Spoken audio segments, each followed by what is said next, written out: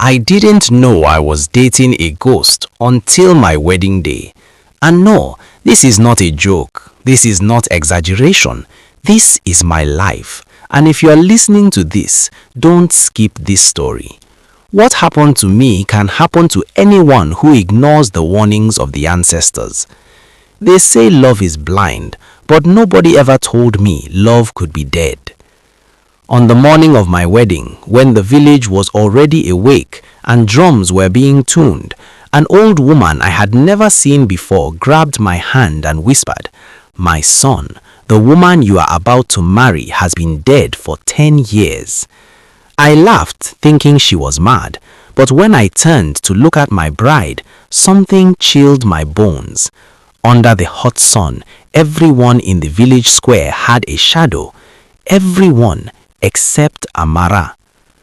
My name is Chukwudi, son of Okori, from a small village surrounded by red earth roads, ancient trees, and stories that refuse to die.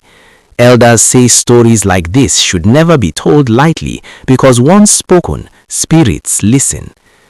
I met Amara on an evening when rain was falling gently. I had just returned from the city, broken and tired. My business had failed, my savings were gone, and the woman I loved had married another man. With a heavy heart, I wandered to the village stream. That was where I saw her, standing barefoot near the water, her wepa wet at the edges, her long black hair resting quietly on her back. She looked untouched, like someone who didn't belong to village hardship. When she smiled at me, my chest tightened. Her greeting was soft, and when I asked her name, she said, "Amara, just Amara, no surname, no family." I didn't care. Love silences common sense. Soon, she became part of my everyday life. She was gentle, calm, and almost unreal. She never complained or demanded anything. She cooked meals that tasted like my childhood, like my late mother's cooking, even though she said she never learned from anyone. Sometimes, she answered questions I hadn't spoken out loud. But there were things I noticed and chose to ignore. Amara never ate in public. She never fell sick, even during harsh weather. At night, I would wake up and find her staring at the ceiling, eyes open. She avoided the shrine and disappeared whenever masquerades came out. I told myself everyone had secrets. Then the dreams began. An old man with skin like dried bark stood beside an open grave and said, "Ask her where she sleeps." Later, my dead father appeared and warned me, "You are bringing death into this family." Fear followed me, but I ignored it. I asked Amala where she lived. She smiled and said, "Not far." One evening, I followed her. She walked silently until she reached a bush near the old cemetery. She stepped behind it and vanished. I searched everywhere, calling her name, but found nothing. That night, she appeared in my room like nothing happened. I pretended to be fine, but something inside me cracked. Still, I proposed to her, and she accepted calmly, as if she had been waiting.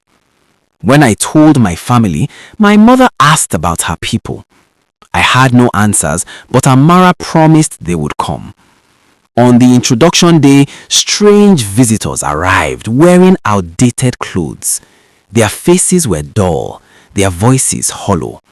They paid bride price with old coins and cowries. The elders felt uneasy, but tradition demanded acceptance. Then came the wedding day. The village was alive with drums and dancing. Amara looked beautiful in white, her skin glowing unnaturally. That was when the old woman appeared and spoke the truth. When I noticed Amara had no shadow, my knees weakened. Amara confessed she had died years ago during childbirth. Loneliness and unfinished love bound her to the earth. Loving me felt real, but marrying me would have trapped my soul forever. The old woman struck the ground and commanded her to leave. Amara cried, said we would meet in another life, and dissolved into mist. I collapsed. After weeks of cleansing rituals, I survived, but I was never the same. Till today, when rain falls softly at night, I hear her voice calling my name. Remember this: sometimes the hand you're holding may not belong to this world.